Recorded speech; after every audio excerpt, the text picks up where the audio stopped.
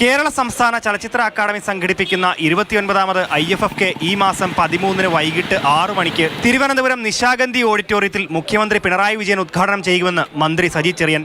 ഹോങ്കോങ്ങിൽ നിന്നുള്ള സംവിധായക ആൻ ഹുയിക്ക് മുഖ്യമന്ത്രി life time achievement പുരസ്കാരം ചടങ്ങിൽ സമ്മാനിക്കും. 10 ലക്ഷം രൂപയും ശില്പവും അടങ്ങുന്നതാണ് അവാർഡ്. നമ്മുടെ കേരളത്തിലായിട്ട് 13,000 ഡെലിഗേറ്റ്സ് ഈ പരിപാടി പങ്കെടുക്കുക. ലോകതലത്തിൽ തന്നെ ഏറ്റവും വലിയ ഒരു ഫെസ്റ്റിവലാണ്. കഴിഞ്ഞ പ്രാവശ്യത്തേക്കാൾ സമ്പത്ത് മുടക്കി മെച്ചപ്പെടുത്തി നടത്താൻ ഉദ്ദേശിക്കുന്നത്. 13 മുതൽ 20 വരെ 15 തിയേറ്ററുകളിലായി നടക്കുന്ന മേളയിൽ 68 രാജ്യങ്ങളിൽ നിന്നുള്ള 177 സിനിമകൾ പ്രദർശിപ്പിക്കും. അന്താരാഷ്ട്ര മത്സര വിഭാഗത്തിൽ 14 സിനിമകളും മലയാള സിനിമ ടുഡേ വിഭാഗത്തിൽ 12 ചിത്രങ്ങളും ഇന്ത്യൻ സിനിമ നൗ വിഭാഗത്തിൽ 7 സിനിമകളും പ്രദർശിപ്പിക്കും. ലോക സിനിമാ വിഭാഗത്തിൽ 63 സിനിമകൾ ഉൾപ്പെടുത്തിയിട്ടുണ്ട്.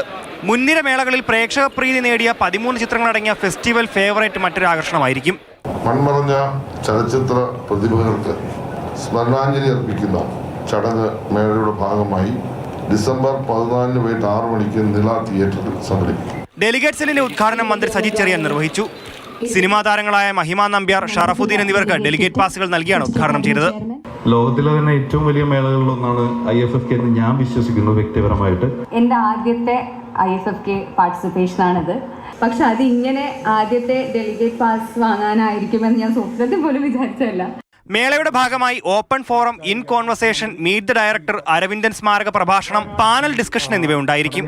മാതൃഭൂമി ന്യൂസ്, തിരുവനന്തപുരം.